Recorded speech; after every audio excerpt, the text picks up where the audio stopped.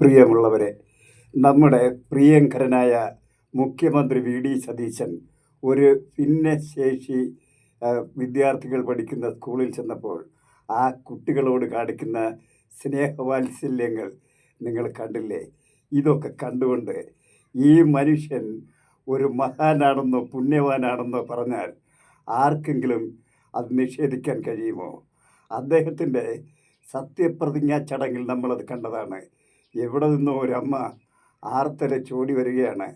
സതീശൻ എൻ്റെ മകനാണ്, അവൻ്റെ സത്യപ്രതിജ്ഞയിൽ എനിക്ക് കാണണമെന്ന് പറഞ്ഞ് ഒരു 80 വയസ്സോളം വരുന്ന മക്കൾ മരിച്ചുപോയ, ഭർത്താവ് മരിച്ചുപോയ വിധവയായ ഒരമ്മ വന്നപ്പോൾ ആ അമ്മയെ കെട്ടിപ്പിടിച്ച് നടത്തിയ സ്നേഹപ്രകടനം സത്യത്തിൽ നമ്മൾ ഇന്നോളം ഈ കേരളത്തിലോ ഇന്ത്യയിലോ ലോക ചരിത്രത്തിൽ എവിടെയെങ്കിലും തന്നെ ഏതെങ്കിലും ഒരു ഭരണാധികാരിയുടെ സത്യപ്രതിജ്ഞാ ചടങ്ങിൽ പ്രോട്ടോകോൾ ലംഘിച്ച് അല്ലെങ്കിൽ അവരുടെ പ്രൊട്ടക്ഷൻ ലംഘിച്ചുകൊണ്ട് ഏതെങ്കിലും ഒരു മനുഷ്യന് അവിടെ കടന്നു കയറാൻ പറ്റുമോ? ഒരു സാധാരണക്കാരന് എവിടെയെങ്കിലും ഇന്ന് വരെ ഒരു സത്യപ്രതിജ്ഞാ ചടങ്ങിൽ ലോകത്ത് എവിടെയെങ്കിലും ആവട്ടെ, ഏത് ഭരണാധികാരികളുടെ സത്യപ്രതിജ്ഞയ്ക്കായിക്കോട്ടെ, അങ്ങനെ ഒരു കാഴ്ച കാണാൻ നമുക്ക് കഴിയുമോ? അതായത് മഹാത്മാഗാന്ധി പറഞ്ഞത്, നമുക്കുണ്ടാകുന്ന ഏത് വികസനവും ഏത് ഭരണാധികാരിയും ഈ സമൂഹത്തിലെ ഏറ്റവും അവസാനത്തെ മനുഷ്യനെ കെട്ടിപ്പിടിക്കുന്നതായിരിക്കണം, അവനോട് ചേർന്ന് നിൽക്കുന്നതായിരിക്കണം, അവന് വേണ്ടി ജീവിക്കുന്നവനായിരിക്കണം എന്ന് മഹാത്മാഗാന്ധി പറഞ്ഞത് അതേപടി അർത്ഥവത്താക്കിയ, അതിനെ സമ്പുഷ്ടമാക്കിയ മഹാനായ ഒരു മുഖ്യമന്ത്രിയാണ് വി ഡി സതീശനെന്ന് കേരളീയർക്ക് അഭിമാനിക്കാം.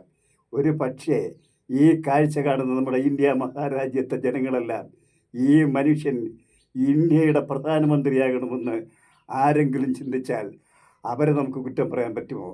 കാരണം നമുക്കറിയാം, 8500 കോടി രൂപയുടെ ഹെലികോപ്റ്ററിൽ സഞ്ചരിച്ച് 100 കോടിയുടെ കാറിൽ ആ 100 കണക്കിന് SPG പ്രൊട്ടക്ഷനിൽ ഇവിടെ റോഡ് ഷോ നടത്തുന്ന ഒരു പ്രധാനമന്ത്രിയുടെ നാടാണത്.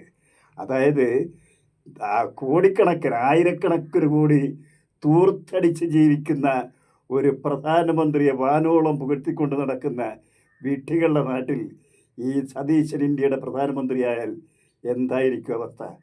ആ അവസ്ഥയെക്കുറിച്ച് ഒന്ന് മാത്രം നമ്മൾ ചിന്തിച്ചാൽ മതി. കേരളത്തിൻ്റെ ധനസ്ഥിതിയെക്കുറിച്ച് ധവളപത്രം ഇറക്കി നിയമസഭയിൽ ചർച്ച നടന്നപ്പോൾ ആ ചർച്ച നമ്മളെല്ലാം കണ്ടതാണ്. അദ്ദേഹം ഇവിടെ പറഞ്ഞത്, അദ്ദേഹത്തെ എതിർത്തുകൊണ്ട് ധനമന്ത്രിയും ഈ നമ്മുടെ പ്രതിപക്ഷ നേതാവ് പഴയ മുഖ്യമന്ത്രി പിണറായി വിജയൻ പറഞ്ഞത്, ഈ ധവളപത്രമെന്ന ഉമ്മാക്കി കാണിച്ച് ഞങ്ങളെ പേടിപ്പിക്കുന്നതാണെന്ന്. വി ഡി സതീശനെന്ന് ചുട്ടുകൊള്ളുന്ന മറുപടിയാണ് പറഞ്ഞത്. ഇത് ഉമ്മാക്കിയല്ല, ഇത് നിങ്ങളുടെ മുഖത്തിന് നേരെ പിടിക്കുന്ന കണ്ണാടിയാണ്. ഈ കണ്ണാടിയിൽ നോക്കി നിങ്ങളുടെ മുഖത്തിൻ്റെ വൈകൃതം മനസ്സിലാക്കി നിങ്ങൾ പുറകോട്ടൊന്ന് ചിന്തിച്ചു നോക്കൂ എന്ന് പറഞ്ഞുകൊണ്ട് അദ്ദേഹം പറഞ്ഞത്, ഈ പിണറായി ഇവിടെ നിന്ന് ഇറങ്ങിപ്പോകുമ്പോൾ അദ്ദേഹത്തിൻ്റെ ധനമന്ത്രി അവരും പ്രഖ്യാപിച്ചത് 6000 കോടി രൂപ നമ്മുടെ ട്രഷറിയിൽ മിച്ചമിരിപ്പുണ്ടെന്നാണെന്ന്. 6000 കോടിയുടെ രൂപ കണക്ക് പറഞ്ഞപ്പോൾ ഒരൊറ്റ അക്ഷരം മിണ്ടാതെ, ഖമ എന്ന് മിണ്ടാതെ ഈ ധനമന്ത്രിയായിരുന്ന ഗോപാലനും അതുപോലെ തന്നെ പിണറായി വിജയനും ഓച്ചാനിച്ച് തലകുനിച്ച് ചത്ത് ചമ്മന്തിയായിരുന്നത് നമ്മൾ കണ്ടതല്ലേ. വി ഡി സതീശൻ എണ്ണി പറഞ്ഞു, വളരെ നിസ്സാരമായി പറഞ്ഞു കൊടുത്ത് ഇവിടെ ഇരിക്കുന്ന ഒരു ക്ലാർക്ക് 50,000 രൂപ ശമ്പളം മേടിച്ച് പോക്കറ്റ് വെച്ചുകൊണ്ട് 25,000 രൂപ പലചരക്കടയിൽ കൊടുക്കണം, മീൻ കടയിൽ കൊടുക്കണം, അങ്ങനെ കൊടുക്കേണ്ട പണമൊന്നും കൊടുക്കാതെ കൈ വെച്ചുകൊണ്ട് എൻ്റെ 50,000 രൂപ ഉണ്ടെന്ന് പറഞ്ഞുകൊണ്ട് അദ്ദേഹം പറഞ്ഞ കണക്കുകൾ, DA കുടിശ്ശികയായിട്ട് 21,670 കോടി രൂപയാണ് കൊടുക്കേണ്ടത്. അതുപോലെ തന്നെ DR കുടിശ്ശിക 14,837 കോടി രൂപ കൊടുക്കണം.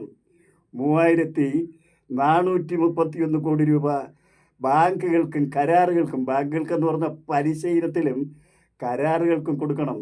ആകെ 48,733 കോടി രൂപ കൊടുത്തു തീർക്കേണ്ടടുത്ത് 6,000 രൂപ ട്രഷറിയിലുണ്ട് എന്ന് പറയുന്നതിൻ്റെ കാപട്യം പറഞ്ഞപ്പോൾ തലകുനിച്ചിരുന്ന ധൂർത്തപുത്രനായ, അതായത് ഈ നമ്മുടെ കേരളത്തെ 10 വർഷം കൊണ്ട് 4 ലക്ഷം കോടിയിലധികം രൂപ അയാളുടെ സുഹൃത്തിന് വേണ്ടി മാത്രം ഇവിടെ ചെലവഴിച്ചിട്ട് ഒരു വ്യവസായം പോലും ലോക കേരള സഭ നടത്തി ദിവസേന പോയി വിദേശത്ത് പോയി തൂർത്തടിച്ച് കളഞ്ഞ് കോടികളുടെ കണക്ക് വെച്ച് നോക്കുമ്പോൾ ഒരു വ്യവസായം പോലും കൊണ്ടുവരാതെ വ്യവസായത്തിൻ്റെ ശവപ്പറമ്പാക്കി മാറ്റി ദാരിദ്ര്യവും പട്ടിണിയും മയക്കുമരുന്നും മാത്രം വർദ്ധിപ്പിച്ച ഈ മയക്കുമരുന്ന് വ്യവസായം മാത്രം വർദ്ധിപ്പിച്ച പിണറായി രാക്ഷസൻ്റെ ഭരണത്തെ നഖശിഖാന്തം എതിർത്ത് ചുട്ടുപൊള്ളിച്ച നയ വാക്ചാതുര്യത്തോടെ ആ സ്വേച്ഛാധിപത്യത്തെ മുഴുവൻ തച്ചു തകർക്കുന്ന BD സതീശൻ ജനങ്ങളുടെ പുണ്യവാനായി മഹാത്മായി വാഴുന്ന ഈ കാഴ്ച കണ്ട് കേരളം കോരിത്തരിച്ചു നിൽക്കുന്നു. അവർക്ക് തെറ്റുപറ്റിയില്ല.